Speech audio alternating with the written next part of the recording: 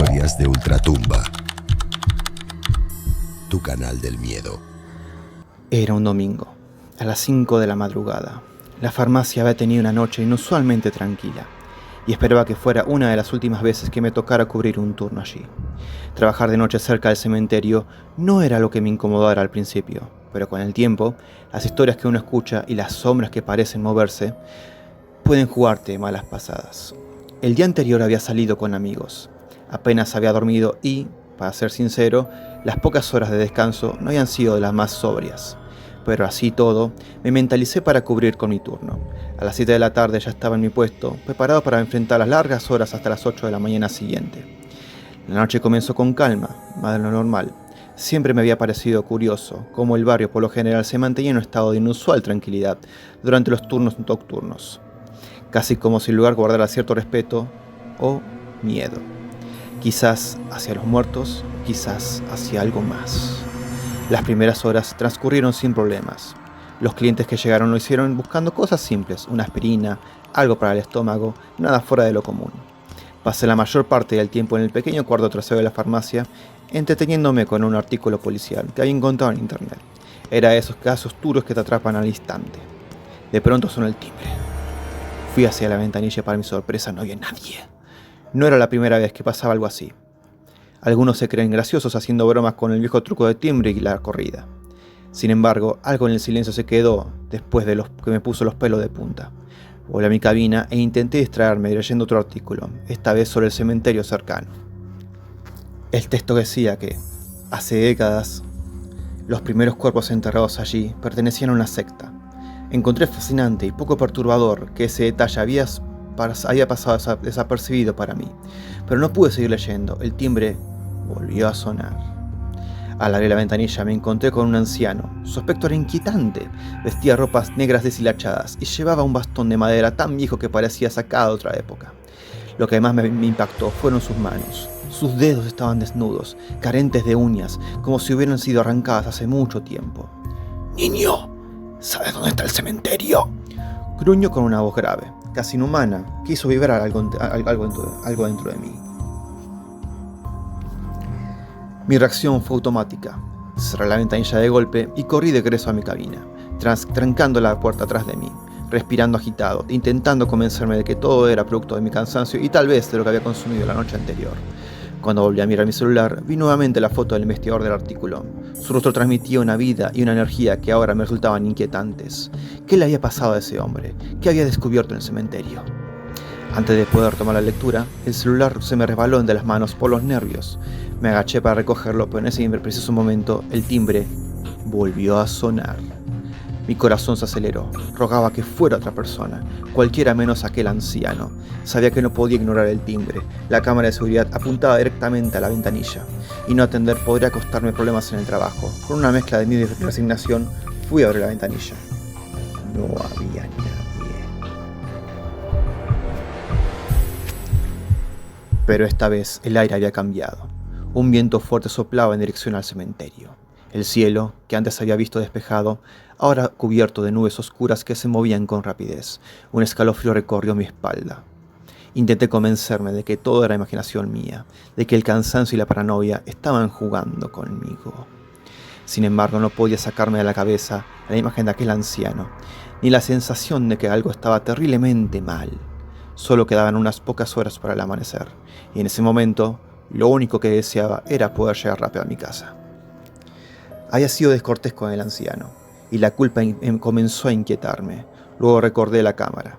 Si alguien revisaba las grabaciones y veía que abrí la ventanilla pero no atendí ni pronuncié alguna palabra alguna, podría meterme en problemas. Mi trabajo era estar disponible para cualquier persona, para cualquier urgencia, por extraña que pareciera, y no tenía excusas. Pero ya no podía hacer nada al respecto. Suspiré profundamente, intentando calmarme. Tenía que despabilarme y afrontar lo que quedaba de mi jornada, aunque en el fondo una sensación incómoda me decía que esa noche aún me tenía varias sorpresas más guardadas para mí. De nuevo el timbre. Una parte de mí deseaba que fuera el anciano, mientras otra rogaba que fuera cualquier otra persona, pero como fuera, tenía que reunir coraje y desde algún punto enfrentar la situación. Historias de Ultratumba. Y ahí estaba otra vez. Era el anciano. Su cabello era grotesco, casi surreal. Podría haber sido una peluca negra de mal gusto, sucia y recortada de forma torpe. O quizás el cabello descuidado de alguien que había dejado de importarle su aspecto hace mucho tiempo. Pero fue cuando entonces vi en sus ojos un escalofrío que me recorrió por completo a todo mi ser. Niño, estoy perdido. Por aquí está el cementerio. Esta vez percibí un matiz diferente en su tono, más cargado de sensibilidad, casi implorante. Algo dentro de mí relajó por un instante, como si mi sentido común se hubiese entumecido. Solo atiné a decirle que debía caminar por unas cuadras a su izquierda y se encontraría en el cementerio. No te escucho bien. ¿Puedes salir para ayudarme?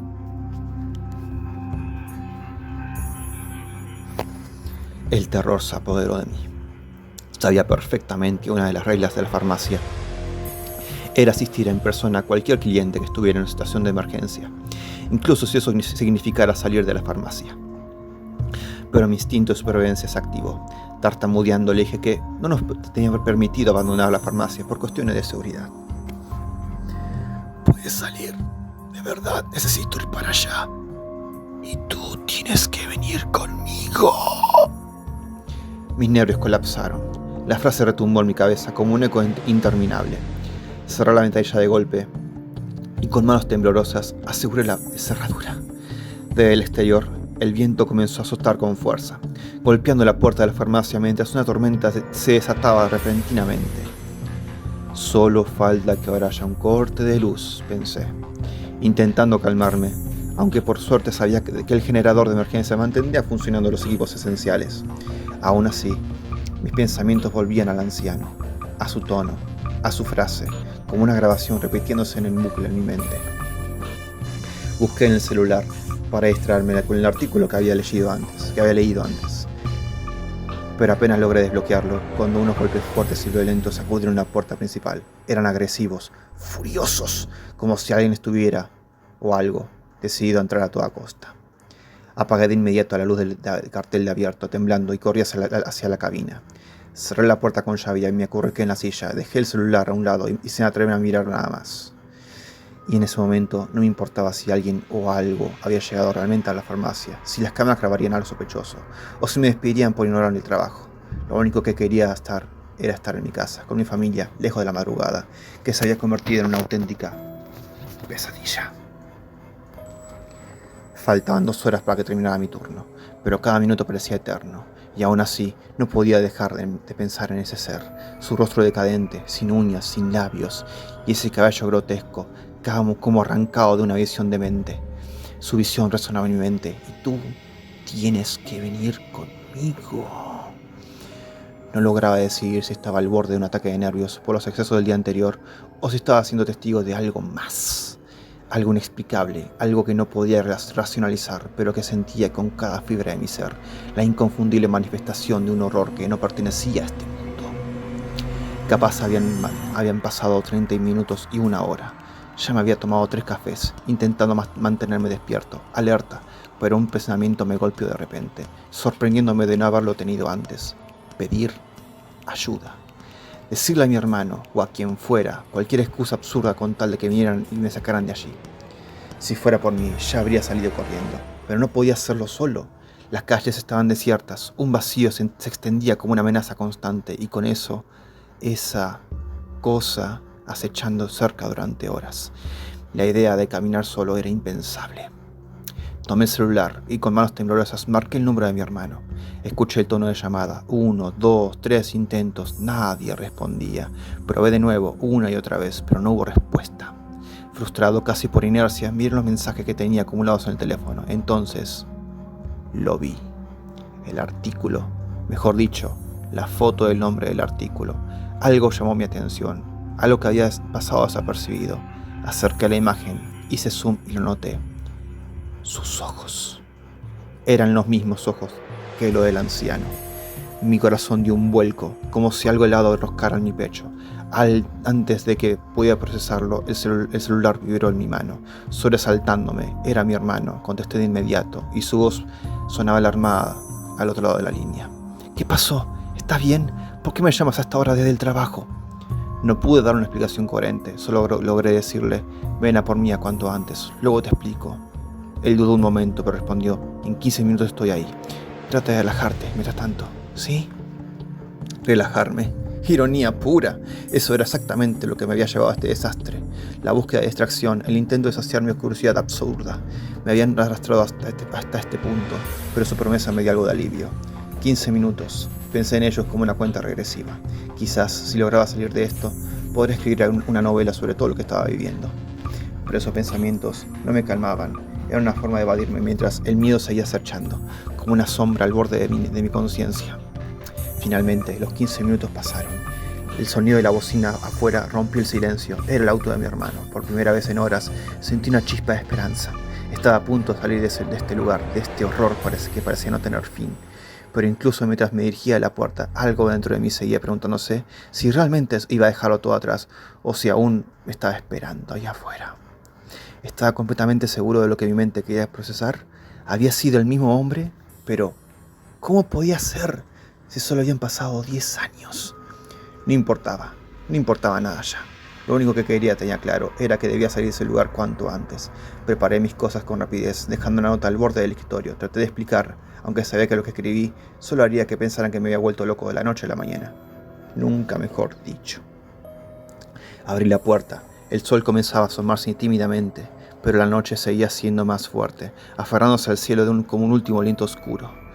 Pero el auto de mi hermano estacionado frente a la farmacia, pero algo me detuvo. El viento, soplando con tal intensidad que apenas podía distinguir si alguien había dentro del auto.